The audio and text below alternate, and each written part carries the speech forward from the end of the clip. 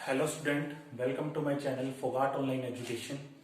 भी पिछली क्लास में हमने 12.2 जो हमारी एक्सरसाइज है उसका 6th और 7th क्वेश्चन कंप्लीट किया था, जो कि मोस्ट इंपोर्टेंट क्वेश्चन थे। मैंने आपको बताया भी थी कि भी आपका 6th और 7th क्वेश्चन इंपॉर्टेंट है, क्योंकि हमें उसमें ट्रायंगल का नहीं पता चल रहा था कि इक्विलेटरल ट्रायंगल है। फिर हमने परपेंडिकुलर डाला था तो बड़ा ही आसान हो गया था फिर वो क्वेश्चन।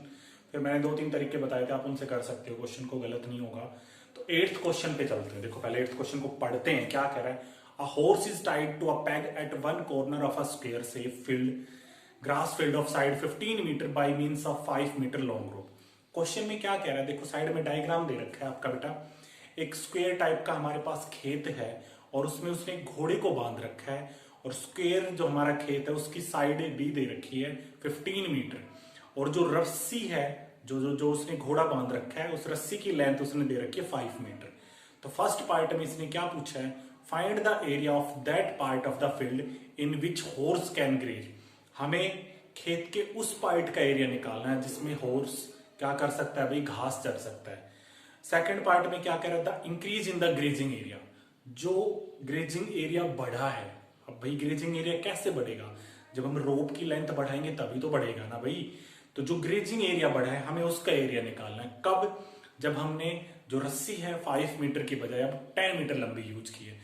पाई की वैल्यू 3.14 लेंगे। पहले डायग्राम बनाता हूं, बड़ा ये आसान सा क्वेश्चन है, आसानी से समझेंगे। देखो एक स्क्वायर टाइप का खेत है हमारे पास, ये स्क्वायर टाइप का ग्रास फील्ड है, ठीक है। यहां से हमने घोड़े को बांध रखा है और स्क्वायर की चारों साइड दे रखी है बेटा। ये 15 मीटर है, ये भी 15 मीटर है, ये भी 15 मीटर है, ये भी 15 मीटर है। भाई स्क्वायर की सारी साइड इक्वल होती है तो सारी 15 हो गई। अब यहां से उसने घोड़े को बांध रखा है और यहां हमारा घोड़ा है, और ये रस्सी देखो यहां तक जा सकती है भाई, यहीं तक तो जाएगी भाई। ये जो रस्सी है अगर ये घोड़ा इधर आएगा तो यहां तक आएगा, यहीं तक तो है हमारी रस्सी, और ये यहां तक आएगा। तो हमें इस पार्ट का एरिया निकालना है जिसको मैं डार्क कर रहा हूं। बात समझ आ रही है।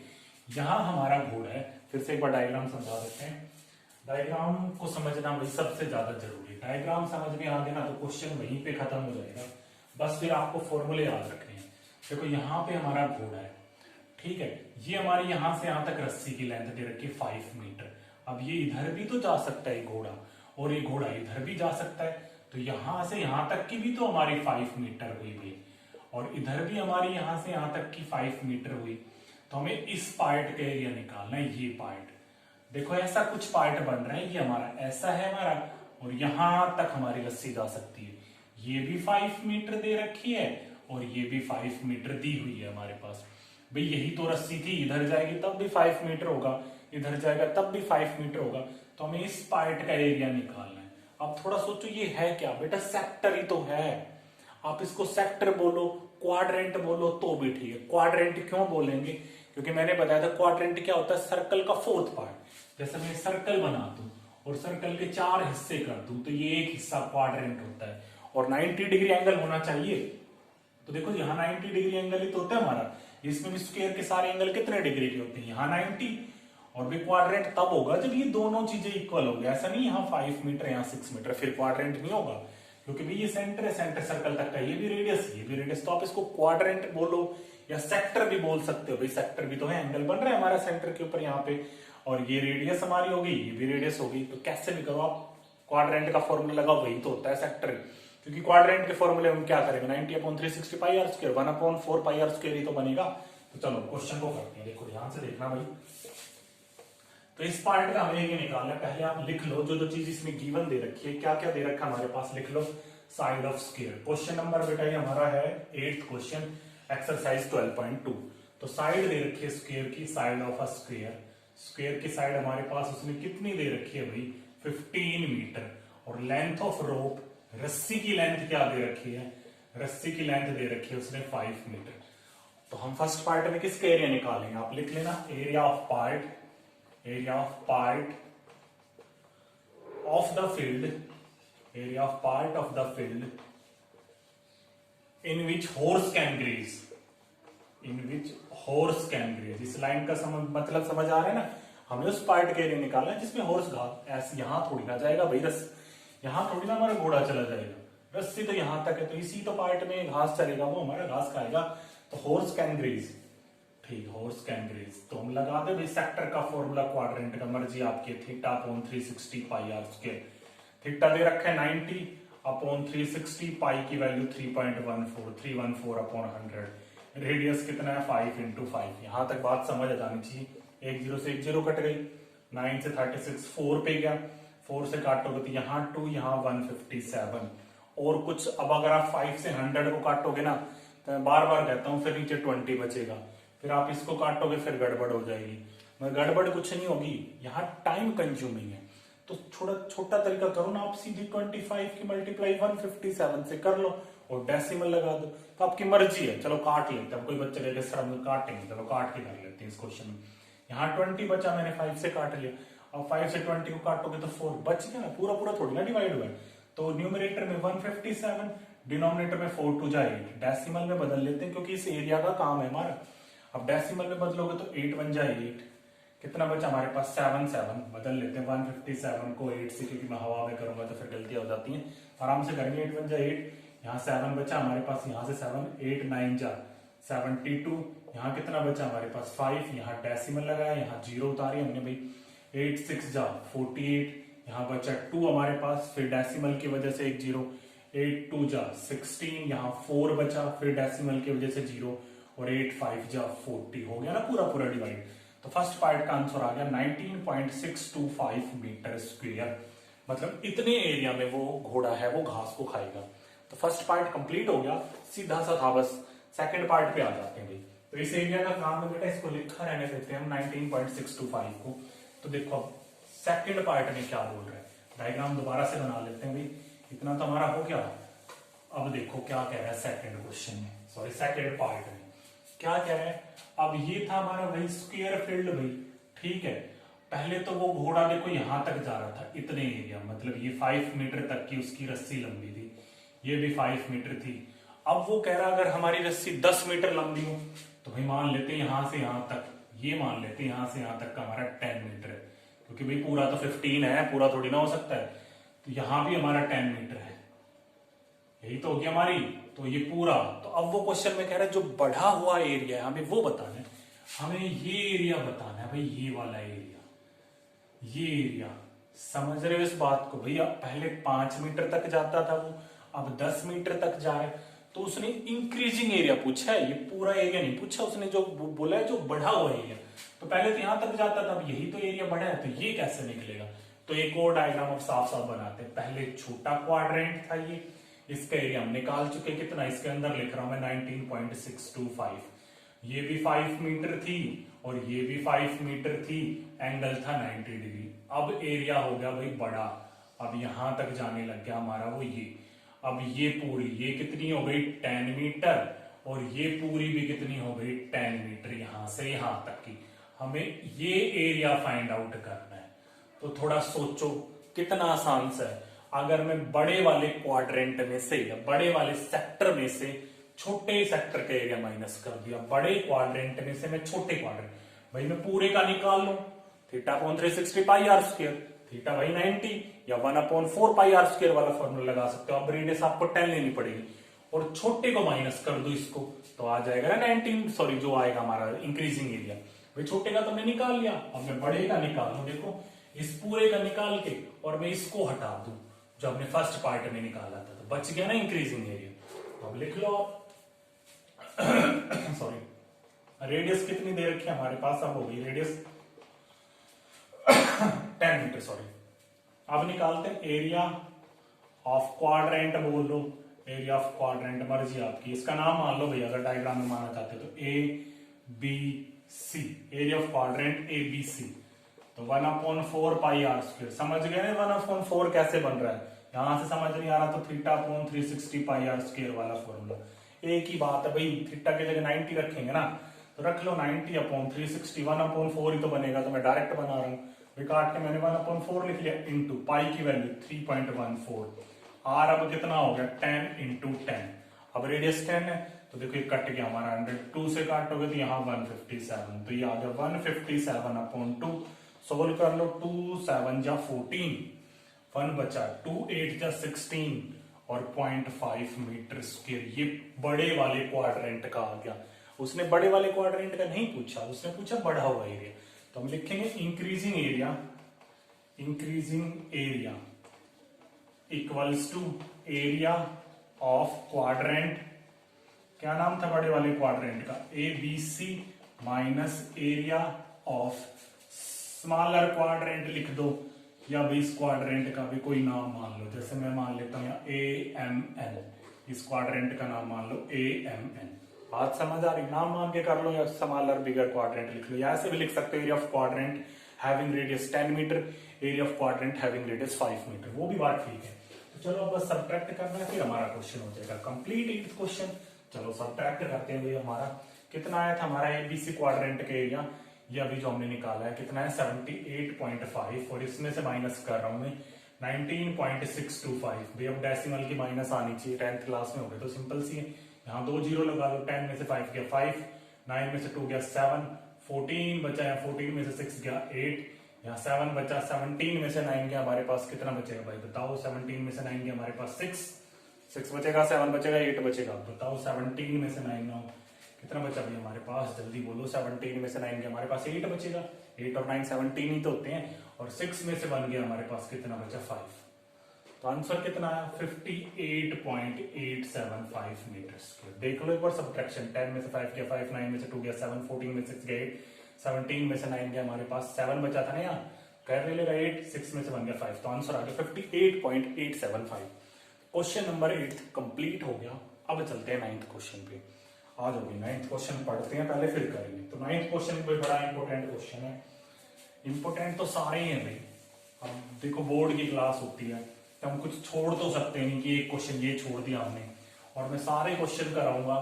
पहले हम एक्सरसाइज करेंगे, फिर 1-2 क्लास में सारे एग्जाम्पल 1 बाय 1 मैं सारे एग्जाम्पल करा दूंगा। तो एनसीईआरटी का एक भी क्वेश्चन नहीं छोड़ेंगे, और जैसे एनसीईआरटी कंप्लीट होगी फिर हम अपनी रेफरेंस बुक उठाएंगे या प्रीवियस ईयर के क्वेश्चन पेपर करेंगे, जैसे एलिमेंट वगैरह जो भी आप उठाना चाहते हो RS अग्रवाल। तो अब इसके बाद चलते हैं क्वेश्चन नंबर 9th में। क्या कह रहा है क्वेश्चन नंबर 9th में? A brooch is made with silver wire in a form of circle with diameter 35 mm। देखो एक ब्रूच बना हुआ, ब्रूच मतलब सोच लो आप, जैसे आपने साइकिल का पहिया देखा है, साइकिल का पहिया होता है और उसमें ताड़ियां होती हैं, वैसे टाइप का कोई स्ट्रक्चर है। तो ब्रूच बना हुआ है एक हमारा, ये ब्रूच है, ठीक है, सिल्वर, ये पूरा वायर है, और इसके अंदर बेटा क्या है हमारे पास? इन अ फॉर्म ऑफ, और इसकी रेडियस दे रखी है, ये सेंटर है, और इसकी हमारे पास सॉरी डायमीटर दे रखी है।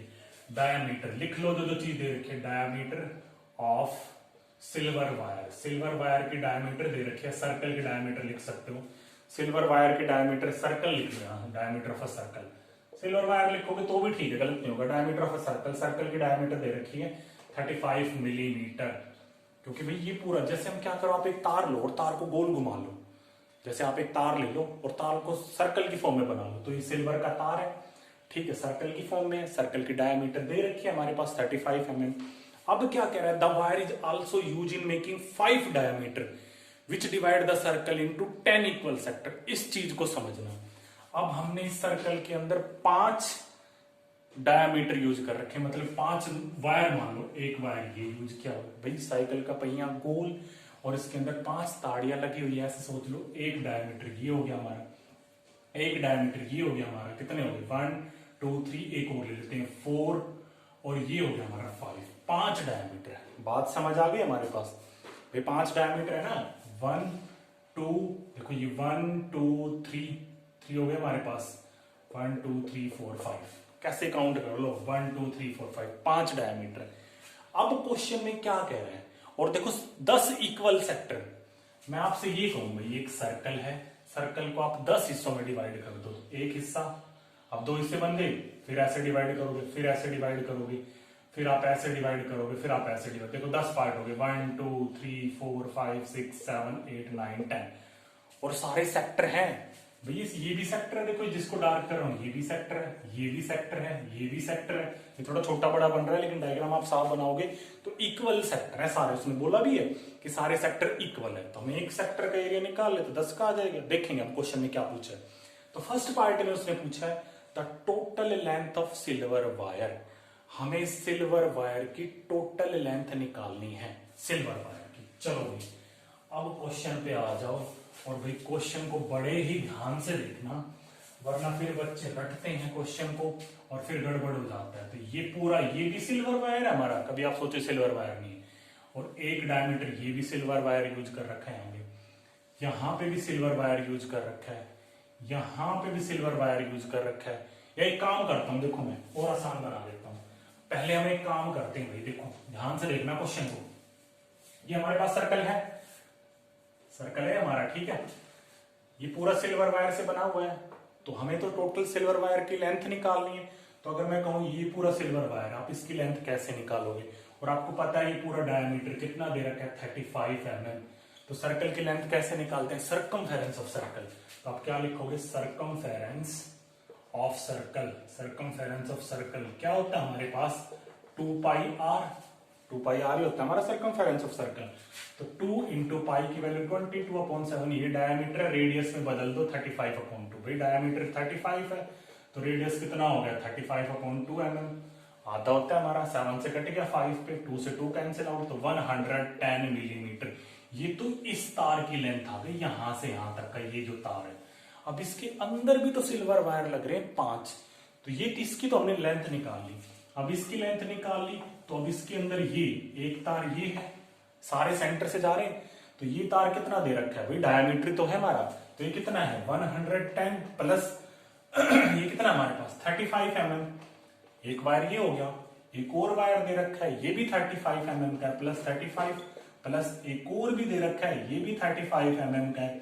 कितने? 5 डायमीटर है। एक और भी दे रखा है, ये भी 35 mm का है, और एक और भी हमारा, ये भी 35 mm का। बात समझ आ रही है मैंने क्यों ऐड करें?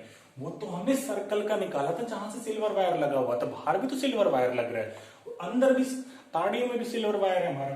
तो 110, और इनमें थोड़ी ना फॉर्मूला लगेगा। मैं कहूँ इस लाइन की लेंथ निकालो, और दे रखी है 35, तो इसमें ऐड करते रहो। तो टोटल अब काउंट करते हैं, 110 प्लस 35 35 35 35 35 सॉरी, या तो आप ऐड कर लो। एक काम करो, 35 5 12, 35 इंटू 5 175, तो प्लस 175, 110 और 175, 285 मिलीमीटर का सिल्वर वायर यूज हुआ है हमारा। बात समझ आ गई? बच्चे गलतियां कहां करते हैं? या तो सर्कमफेरेंस निकाल लेंगे, इसको छोड़ देंगे, अरे भाई अंदर भी तो 5 डायमीटर लगे हुए हमारे, अंदर भी तो तार ही लगे हुए हैं हमारे, तो वो भी तो निकालने पड़ेंगे, और उनमें थोड़ी ना फॉर्मूला लगेगा। ये दे रखा है उसने क्वेश्चन में डायमीटर, तो ये तो लेंथ पता है हमें 35, ये भी 35, ये भी 35, ये भी 35, बस ये बाहर का इस तार का निकालना था, तो हमने निकाल लिया 2πr सर्कमफेरेंस वाले फॉर्मूले से। फर्स्ट पार्ट कंप्लीट हो गया भाई 285। सेकंड पार्ट पे आ जाते हैं। सेकंड पार्ट बड़ा आसान सा है, बस एक दो चीजें समझनी है। अब देखो क्या कह रहा है सेकंड पार्ट में। अब देखो इसमें कितने सेक्टर बने थे? 10 सेक्टर बने थे ना, 10 सेक्टर। 2 सिल्वर तार हो गई, एक ये हो गया, सॉरी थोड़ा साइड में चला गया, कोई बात नहीं। डायग्राम पेंसिल से बनाओगे ना तो अच्छे से बनेंगे हमारे। यहां से भी खींच लेते हैं, कितने हो गए? 1 2 3 4, एक और खींच लेते हैं भाई, थोड़ा सा साफ सा बनाना, ठीक है। अब देखो इसमें 10 सेक्टर है, 1 2 3 4 5 6 7 8 9 10, 10 सेक्टर है हमें। अब क्वेश्चन में उसने क्या पूछा है? Find the area of each sector. हमें हर सेक्टर का एरिया निकालना है, तो सबका थोड़ी ना निकाल लेंगे, एक का निकाल लेंगे, वही तो होगा भाई। उसने इक्वल सेक्टर बोला है, तो अब इस सेक्टर का निकाल लो, वही इसका होगा। तो अब इस सेक्टर का एरिया कैसे निकालोगे? देखो अब पूरा ये सेंटर पे कितने डिग्री का एंगल बनता है हमारा? 360, और कितने पार्ट में डिवाइड कर रखा है भाई हमारा? 1 2 3 4 5 6 7 8 9 10। तो अगर आप सेंटर एंगल निकालोगे, सेंटर एंगल, तो भाई 360 को 10 से डिवाइड कर दो, मतलब हर सेक्टर में 36 डिग्री का एंगल है। यहां भी 36 डिग्री का एंगल है, यहां भी 36 डिग्री का एंगल है, इस सेक्टर में भी 36 डिग्री का एंगल है ना, हर सेक्टर में 36 डिग्री का एंगल। तो हमें कंप्लीट एंगल की थोड़ी ना जरूरत है, हमें तो एक सेक्टर इस सेक्टर का निकालना है। हमें तो ये एंगल चाहिए, 36 डिग्री आ गया। ये सेंटर है, ये पूरी डायमीटर 35 है, तो रेडियस कितनी होगी? 35/2 mm। ये भी कितनी होगी हमारे पास? 35/2 mm। तो सेक्टर है, सेक्टर का एरिया निकाल दो। एरिया ऑफ सेक्टर क्या होता है? एरिया ऑफ सेक्टर का फॉर्मूला θ/360 πr²। थीटा भी निकाला मैंने, 36/360, पाई की वैल्यू 22/7, रेडियस 35/2, 35/2। ये पता है ना 35/2 कहां से आ रहा है? पूरी डायमीटर हमें इतना निकालना है, तो ये रेडियस हो गया। अब इसको सोल्व कर दो भाई, देखो 7 से कट गया 5 पे, 7 5 35, 36 से काट लो, 10 से कट गया हमारा। 36 की टेबल में 360 10 पे आता है, 5 से 2 पे गया, 2 से कट गया 11 पे। अब कुछ नहीं कटेगा, 11 की मल्टीप्लाई 35 से कर दो, 385 आएगा अपॉन 2 टू जा कितना आ गया 4 मिलीमीटर आ गया इतना हमारा।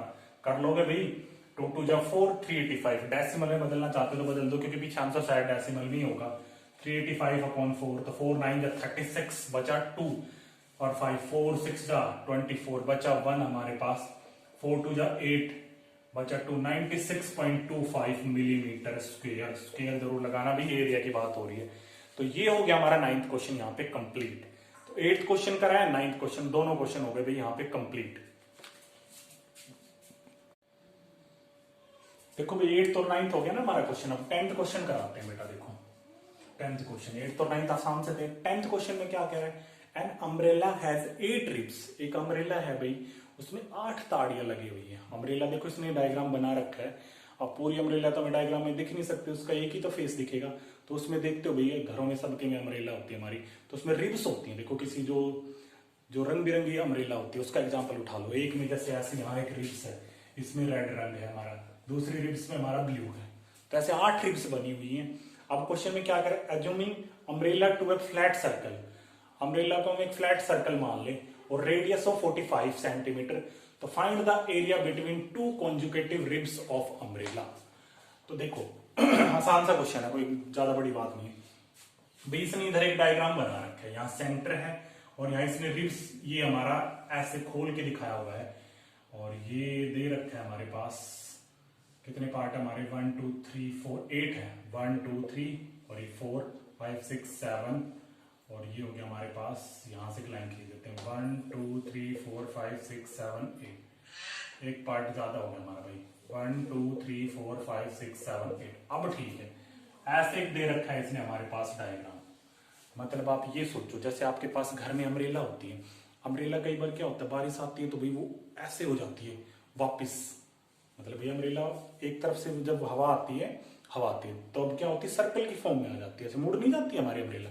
तो क्या कह रहा है, अम्ब्रेला को आप एक सर्कल एज्यूम कर लो, फ्लैट सर्कल। अब इसमें ये 8 रिब्स लगी हुई हैं, मतलब अम्ब्रेला में 8 सेक्टर हैं। इसमें जैसे मैं मान लेता हूँ ब्लू कलर, इसमें रेड कलर, इसमें ब्लैक, इसमें ग्रीन। तो हमें अब क्वेश्चन में उसने क्या पूछा है, find the area between 2 consecutive ribs. Conjugative समझते हो, अगर आपने ये रिब ली, मतलब ये ताड़ी, ये कोई ताड़ी ली जो जिसमें मेटल लगा हुआ था, तार लगा हुआ था, इससे कॉन्जुगेटिव यही तो रिब होगी। हमें ये एरिया निकालना है इनके बीच का, तो वो बस घुमा रहा है क्वेश्चन को, कुछ नहीं, हमें सेक्टर का ही तो एरिया निकालना है भाई। कॉन्जुगेटिव के क्वेश्चन नहीं करे थे। जैसे मैं कहता हूँ नंबर से पॉजिटिव कॉन्जुगेटिव की बात करूं तो 1 के बाद कौन सा पॉजिटिव कॉन्जुगेटिव आता है हमारा 2। सेकंड के बाद कौन सा पॉजिटिव और कॉन्जुगेटिव इंटीजर आता है हमारा 3। कॉन्जुगेटिव समझते हो, कॉन्जुगेटिव होता है लगातार। ऐसे क्वेश्चन भी 7th 8th में पढ़े हैं, ये काम भी आएंगे हमारे और चैप्टर में भी आएंगे। तो कॉन्जुगेटिव का मतलब होता है लगातार। जैसे 4 के बाद कौन सा नंबर आता है, तो 5। इस रिब के बाद ये रिब है, तो इसके बाद अगली रिब यही तो होगी, तो इनके बीच का एरिया, ये एरिया निकालना है। तो ये सेक्टर तो बन रहा है हमारा। अब ये सेंटर का एंगल निकाल लें, पूरा कंप्लीट 360 डिग्री है भाई हमारा। तो सेंटर का एंगल हमारा कितना आ गया, सेंटर एंगल या ऐसे लिख लो, सेंटर एंगल ना लिखो तो थीटा लिख लो भाई। थीटा आ गया हमारे पास 360, और टोटल कितने पार्ट में डिवाइड किया हुआ है, 1 2 3 4 5 6 7 8। तो 360 को 8 से डिवाइड कर दो, मतलब हर सेक्टर का एरिया 45 डिग्री का है। ये भी 45 डिग्री, ये भी 45 डिग्री, ये भी 45, ये भी 45, ये भी 45, सारे 45 है। 45 को 8 से करो 360 आएगा। तो हमने जो एक सेक्टर है उसका सेंटर एंगल निकाल लिया 45 डिग्री का, निकल गया हमारे पास। और इसने एक चीज और भी दे रखी है, रेडियस। यहां से यहां तक का भी दे रखा है इसने 45 सेंटीमीटर, और यहां से यहां तक का भी दे रखा है 45 सेंटीमीटर। तो बस सेक्टर का एरिया पूछ रहा है भाई। छतरी में 8 पार्ट में डिवाइड कर रखा है हमने अम्ब्रेला को, और एक पार्ट का हमें एरिया निकालना है। और कॉन्जुगेटिव रिब बोला था, कॉन्जुगेटिव रिब का मतलब जैसे ये रिब है तो अगली वाली रिब यही तो होगी, और इनके बीच का एरिया यही तो बनेगा। तो रेडियस दे रखा है, एंगल दे रखा है, सीधा एरिया ऑफ सेक्टर का फॉर्मूला लगा दो, या आप लिख लो एरिया ऑफ, या एरिया बिटवीन, जो आपके क्वेश्चन दिया उसके हिसाब से लिख लो, area between 2 consecutive ribs, 2 consecutive ribs equals to theta upon 360 pi r square. Theta कितना है 45। पहले एंगल निकालना पड़ेगा, जितने पार्ट है उतने से डिवाइड कर दो ना कंप्लीट एंगल को, हर सेक्टर का एंगल आ जाएगा हमारे पास।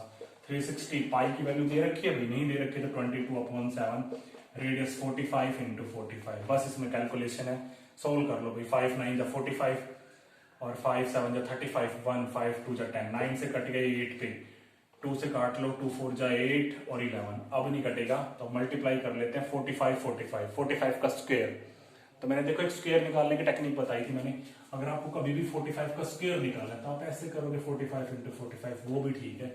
एक और जैसे भी कर लो जो आपको सुटेबल लगे, ट्रिक बता देता हूँ स्क्वायर निकालने की।